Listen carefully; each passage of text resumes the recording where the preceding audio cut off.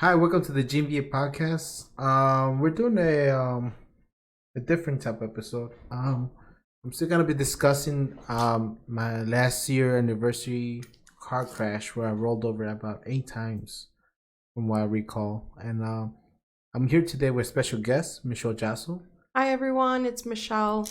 Um, I'm glad to be here, and I saw Gabriel's story, and I wanted to ask him more questions and more in detail about his car crash, and especially talk about that lady that was there that we all wonder, like, was she there at the right time, or was it an angel, or and I wanted to ask Gabriel more in detail based on how he described his experience. So thank you for having me, Gabriel. Well, thank you for being here. And yeah, that was something else. I'm still kind of shocked about. It was what 11 at night, 10:30ish. So yeah, so you mentioned that it was on April 5th. I looked that up. That was on a Tuesday night. I think Tuesdays you go to Minnesota, and you left the house around 11. And from where you live, this road is about 5 minutes. You mentioned that Munger Road, right? Yes, correct, Munger Road. So Munger Road, from what I know, it's quote unquote haunted because they say that there is someone who haunts the train tracks, or there used to be like an accident with involving a lot of kids long ago. There's even a movie called Munger Road where they explain what happened, and these like phenomenons that take place there. There's a lot of people that when I was in high school, I went to Bartlett High School, and it was right there, well, next to, or Munger Road is in Bartlett, Illinois. So they would talk about Munger Road all the time, so that it was haunted, all this stuff. Is that what they do? The baby powder in the train tracks? So that's what I don't know. I haven't seen the movie, and I don't think I will. I wanted to kind of look into it just to give more content for this episode, but I don't like to to learn about or hear that stuff. So I've heard that there is train tracks, and I've heard that if you stop along those train tracks and you put baby powder on the sides, you can actually see the footprints, or the handprints, sorry, and of kids kind of pushing your car. So I don't know if that's But true. I've also seen some crosses there too, on what is that, Stearns and Munger, right? Yeah, I've seen them too. Stearns Road and Munger Road. Because my Yeah. accident was just passing. I had just passed the train tracks going south. And Yeah, you mentioned that you passed the train tracks, which is kind of an uphill thing, where the train tracks are a little bit uphill, and you went downhill. And as soon as you went downhill, right? Is that when Yeah. you saw what it looked like to you, the raccoon. biggest? I remember when I was on the phone with you, you said that it was the biggest raccoon you've ever seen. Yeah, and I thought about it because he was crossing from left to right. Mm-hmm. So he was still like in the middle lane. Right. And then I went to the right because it was really big, and I was like, you know what? If I hit it, I'm gonna have to buy a bumper. Yeah, that's what you thought about. So then, I I moved a little bit to the right, but I guess the grass was damp. Okay. And then my wheel caught a little bit of the grass, but I was still going straight. But when I tried to, to go back on the road, as soon as I did this, my car just went to the side, and I heard doom, doom, doom, and then it started rolling. Yeah, and it started rolling. Okay, so I wanted to ask you about that because you said that you had seen videos about rollovers and what to do. So you said that you moved towards the middle of your car, away from the driver's window, because you saw it crash, and that's where it was touching the ground. You said that you saw it, the window touching the ground as it rolled, right? Yeah. So that's why you wanted to stay far away from the window. Yeah, because it was just instant. Like, I just went like this. Okay. Because I figured the glass was gonna break. Right. And then I figured maybe the roof could come out. You know? Okay. Mm-hmm. So I just went, I grabbed the steering wheel and I And went you like moved this. to the side. And right in the middle. And I was like, you know. But you know what's funny about that is, or my thoughts are, wouldn't you, since you're hitting your back and you're going at an angle, It one doesn't of feel, your, it doesn't feel like you're rolling. it doesn't feel like you're It rolling? feels like you're still, and it's just like the movie. Like everything else is changing in front of you, but you don't feel like you know when you go to a carnival and they have the one, what's it called, the hammer that goes like this. You can actually feel. You don't feel that. You just feel like you're like this, and everything else is moving, but you're stationary. Okay. Yeah, because as soon as I started rotating, I was just like this, and my head wasn't going nowhere like this. Like, it was just as firm, and then everything else was moving. Don't you find that kind of weird? It does sound weird, right? How can you be still when... Because I didn't go up and down or anything like that. I was just like grounded, and everything else was moving. So. Because my first thought is, how can you, hitting against, either the seat or the side, like where the middle, the thing is, how did you, our backs are really sensitive, and with any, if someone kicks your back or if you fall a certain way, or even, car accidents where, a car hits you from behind or in front, your what are they called, vertebrates, or they can like come off, displace. Yeah, they can I was saying it's just I wasn't flapping around. I just grounded myself, and I didn't even notice when the airbag on the left side came out, and maybe some people were telling me it could have been worse because the airbag from the steering wheel didn't come out. Okay. So that's another. I would have gotten that reaction. Because my car had a recall where the airbag was do shrapnel. When it did, it could explode in my face and throw metal parts in. Oh wow! Yeah. And it didn't do that. And I never took it to the recall because I was lazy. Oh wow! So, but I also had another accident. I remember in Hanover Park where the soda bottle got in between my brake, and I couldn't brake. Remember I had and then. That one, the airbag didn't come out either.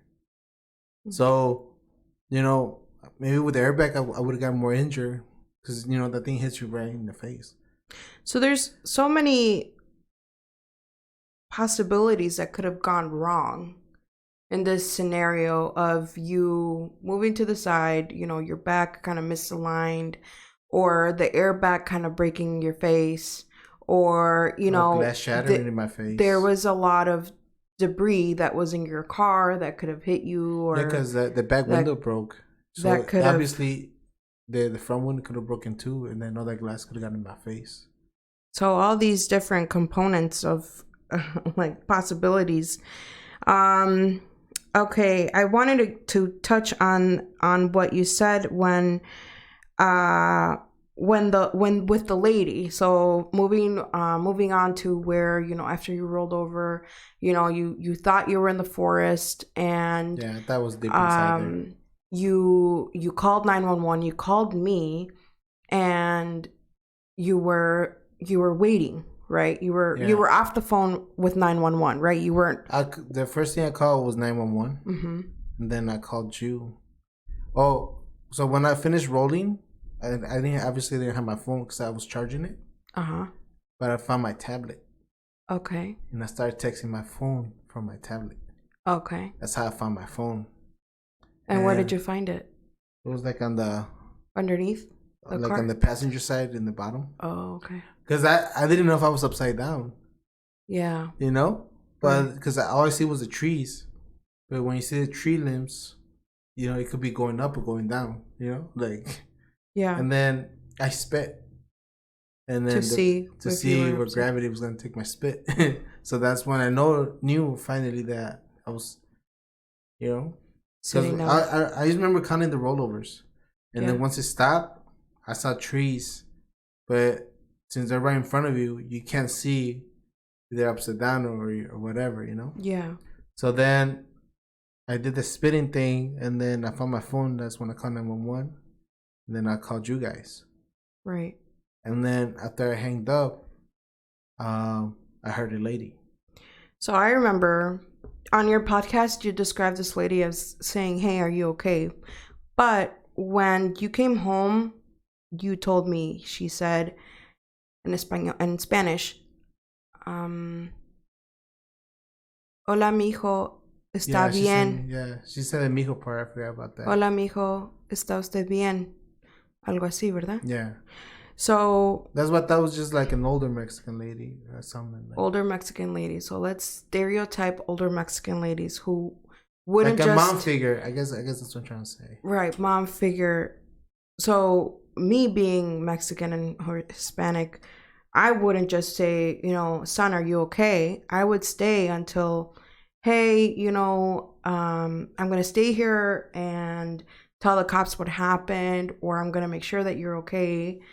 So you see this lady, you didn't really see her, right? No, because so when I looked to the left, the glass was shattered, but it was still like together in your So it was like this, and the airbag had stopped it. So okay. If I would have gone like this, it would have caught my nerve because because it was really sharp. Like I couldn't really see outside because it was all broken. I had the airbag and I had the glass. Right. And I tried to open the door and I couldn't. Right, because the door was really smushed. And then the right door I couldn't open it either. Because there was a lot of glass there, and then I couldn't. I was just so within this time. Are you trying to open these doors after she said that or before? Before. Okay, so then when she said, so when I checked all the things, and then I saw a little bit of blood, and because 911 told me, "Are you bleeding?" And I said, "I see blood," but because I saw blood right here. Okay. But I didn't know if it was from my head.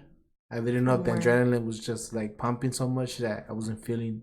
Yeah. Because you didn't know where it was coming from. So then, when I checked those, that's when I heard her. When you heard her, okay. And then I told her, she was talking to me in Spanish, but I told her, she's like, "Are you okay?" I was like, "Yeah, I'm okay." She's like, "Can you get out?" And I was like, "I tried, but the doors are jammed, and there's glass here." She's like, "Okay, I'm gonna put some blankets in the back because the back." How did she say that in Spanish? Voy a poner unas toallas atrás porque está rompido y entonces tú puedes salir por ahí. Okay. Y para que no te corte los dedos. So when you for English speakers, she said, "I'm gonna put some blankets in the back. I'll put them there so you don't cut your fingers climbing out of it." So when you came home with or when we went to go see the car, it was a white kind of coat looking thing. It was a towel, a gray towel, and it was a pillow. Yeah. That's what we found. And just to clarify everyone that it wasn't blankets. She did say that, va a poner una toalla, she's going to put a towel on.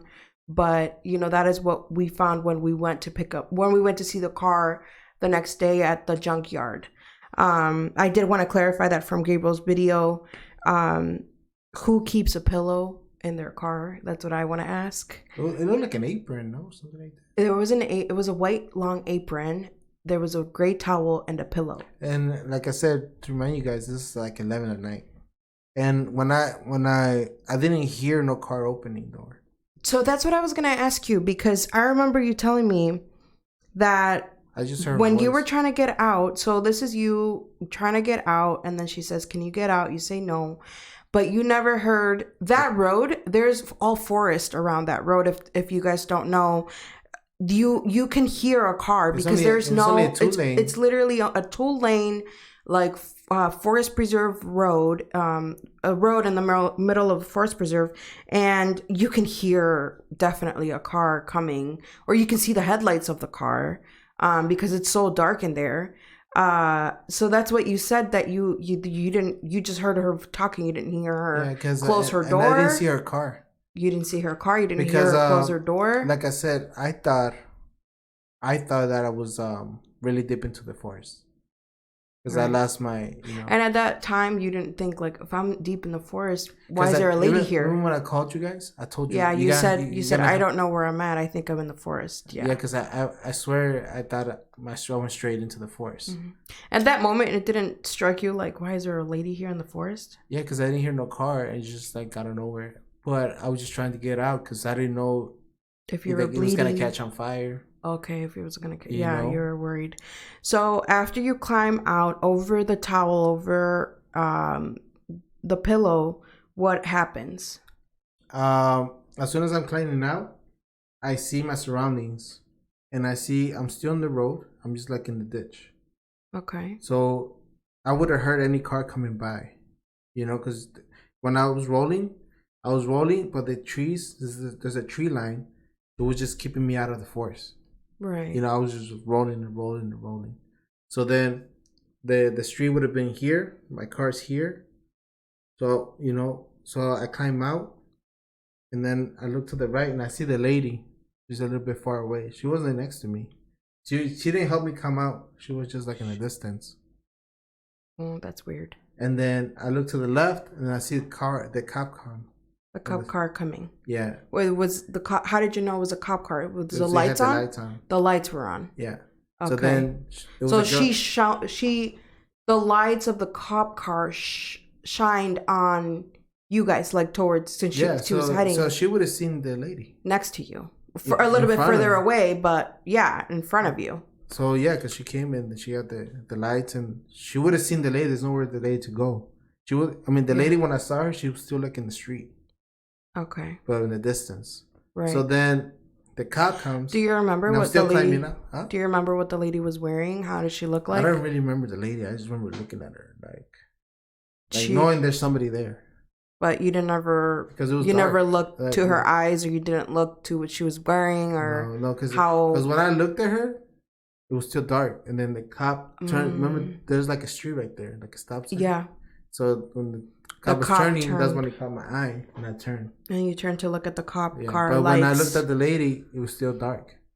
Mm-hmm. Yeah, so when you climbed out, I knew that somebody was there because I went like this, and then I heard the cop car, like the lights. Yeah, and I look like this, and then the cop comes. So you started walking towards the cop car when you saw the lights. Mm-hmm. Like even the cop car still managed to beat me before I climbed out. Oh, okay.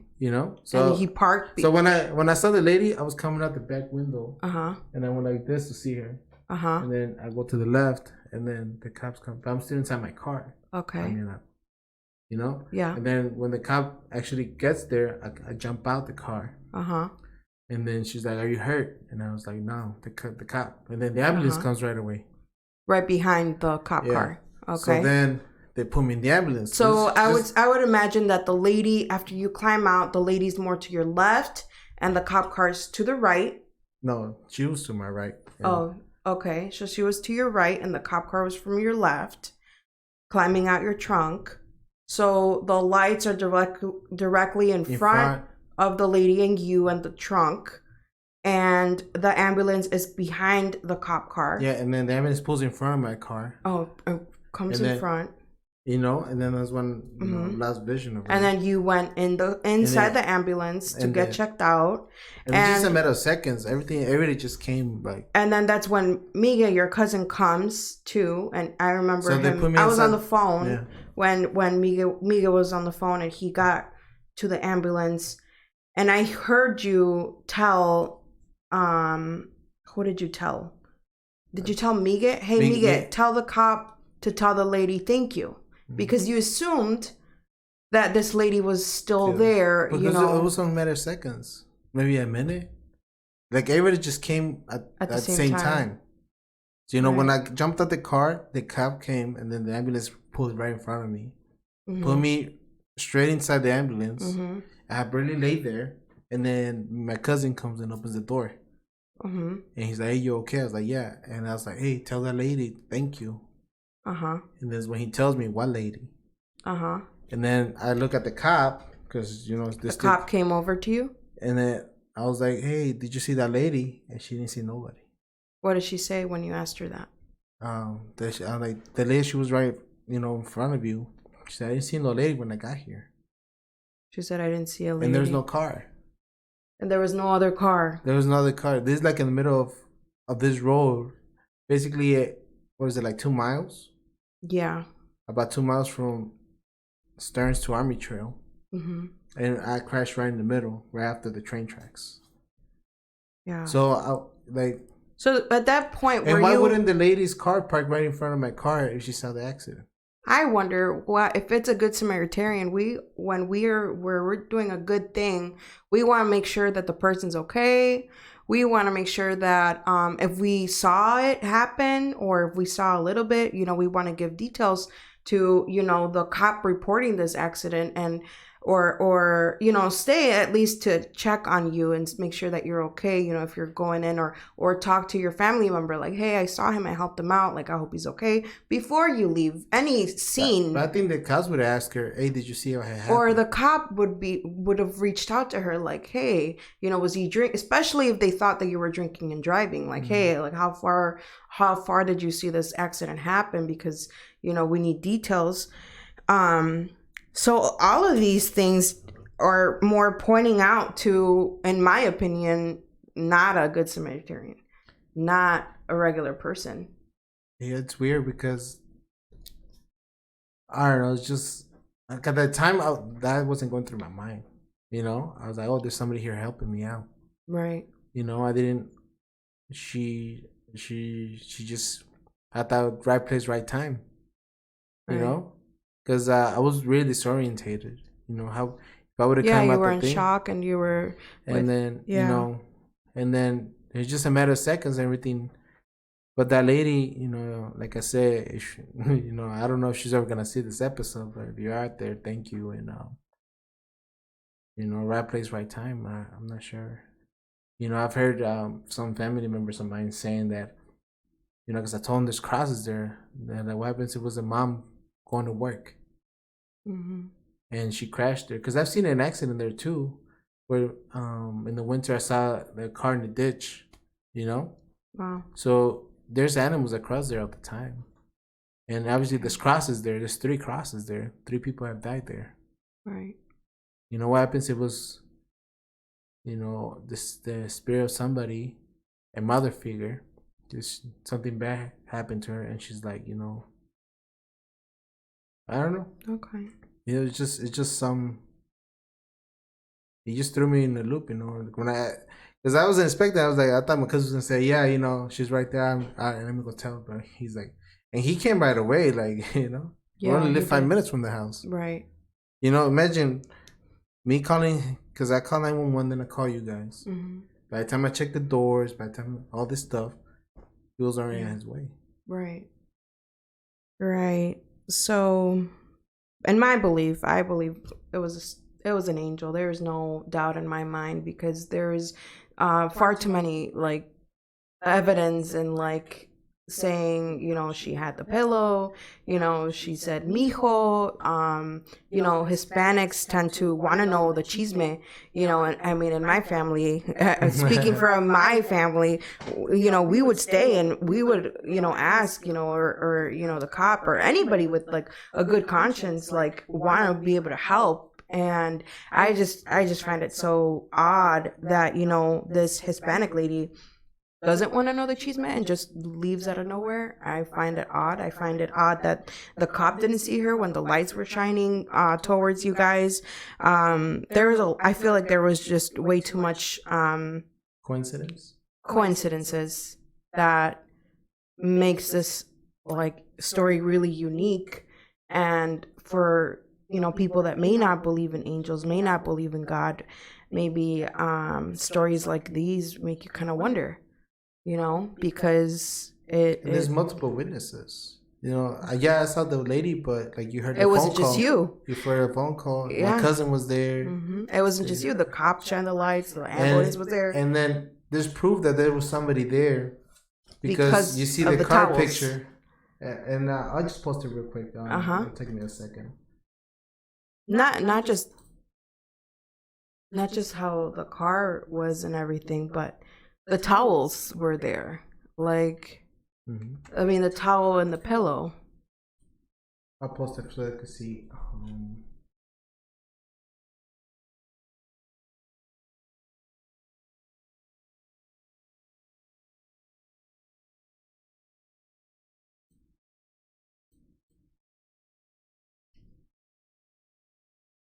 Look, I don't know if you guys can see this real quick. Let's try. This is my cousin's Snapchat, and then you can see the towels there. Let me see another picture better. Yeah, right. So in this picture, you can see that's how my car ended, and you can see the blankets. It was a regular pillow. It looks like those. Oh, that must have been my sweater, and then that blanket we still have it. No, I don't think so. It looks like the one we have in the thing. No, the gray one. No. Yeah. It was a towel. It wasn't a blanket. Yeah. Yeah. But as you can see over here, you see my airbag, the window that was shattered. They broke it completely when the cops. Because when I crashed, the cops broke the window to make sure I wasn't drinking. That's when they smelled the coffee you made me with, with vanilla, coffee. And they're like, it smells really good. I was like, yeah. And I told them, I don't think I would have had this accident, if you didn't tell me. My wife didn't make me out with coffee. And but as you can see, I climbed out the back window, and you see the tree line, all these trees right here. Yeah, that's why they didn't know whether I was upside down or not. So you can see, it was pretty crazy scene. But like I said, it was just one of those things that yeah. Well, to conclude with this story / interview, I think there were just too many coincidences. The fact that you got away with just one scratch, the fact that you rolled, not just, hit a tree or hit a car. You literally rolled and rolled and rolled and came out with a scratch on your finger.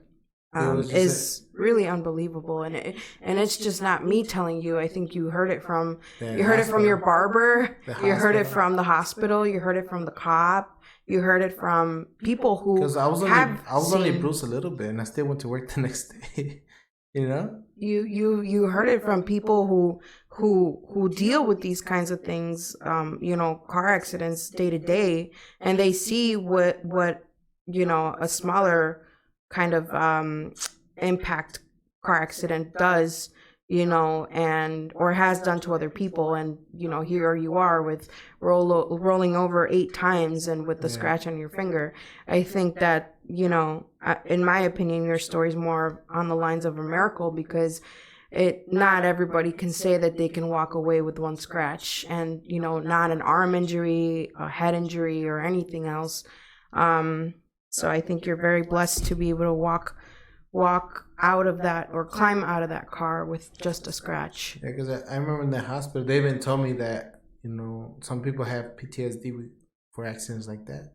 Right. And I never, maybe it's my personality, right. Who knows. There's some people that get traumatized, little accidents like that. Well, I wasn't little, but, right. With a smaller kind of impacted accident, right? Yeah. Just so one of those things. It's something to reflect on. We live short lives. We, anything could happen, and thank you for letting me ask you these questions and interview you on this story. And I'm very thankful that nothing happened to you and that you're here to tell us, in detail about this awesome story. No, thank you again for helping me out, coming through, and you're welcome. And are you gonna say anything to the viewers? Are you planning? What's new for you? So guys, I have a TikTok, but I don't do I'm camera shy, so I don't do videos. But this has definitely helped me out. I tend to do future videos on YouTube or in the future. I am a Christian. I do like to do Christian content. So this story kind of really was fascinating to me. So that's where I'm at. But I'll let you guys know. Thank you for having me, and thank you, Gabriel, for mentioning that. No, and I also want to say that I remember, it's gonna be I think whenever she does do her video, it's gonna be very special because she's gonna tell you guys her story. Right. Yeah. My testimony. And that's Yes, a I very will. that's a very interesting Yeah. Well, maybe we can subject. interview me here on yours too, and then Yeah, yeah, that's an amazing story. it is. How Yeah. you Well, God is it great. changed your whole lifestyle. It did. My whole lifestyle, my whole Like, what do you every day. not no spoilers or anything, but from back then to now, would you have seen yourself be so religious? I wouldn't call myself religious. I am what you call quote unquote Christian, but along the lines of um that doesn't define me. I call myself a Jesus follower. I follow Christ, and if Christ, I want to be Christ-like. I want to do the will of God. I want to live for God. That's kind of what I call myself. I'm not. I don't consider myself quote unquote religious because I don't follow religion. I follow God, and I follow what the Bible says, and So you're not putting a label on it. You just so religion has to do more with we're getting off topic, but sorry. this is for it's such a good conversation. Yeah, if you want to talk about religion, we'll do another whole podcast and all of that, because there are differences, and this is where people get confused. There's a lot of people that get traumas from going to churches, and we hear all the controversy and all of that, but being a new believer, a follower of Christ, means exactly that. The fact that you're giving your life away to Christ, you're surrendering your being. You're no longer you. Christ lives in you now, and living is completely different. Okay. Well, we just gave you a little preview for the next episode. Yes. Right there. See, for me, I'm like half and half. I'm not like completely into religion, but I'm half science, half everything. I like to see the other side of the angle. But like I said, it's gonna be another podcast. Yes. For later on, and thank you once again for thank you, Gabriel, being very great. Thank you everyone for your attention. There's another. Let me know if you like this sort of format. If you like my co-host. And it's our first time, so it was a little awkward. We're working on it. And we gotta be more. There's more content on the way. We're trying to get this pretty constant. Everything. So thank you once again for joining us for the GMV podcast, and I'll probably see you guys on another episode on Thursday. Thank you again, and I'll see you guys.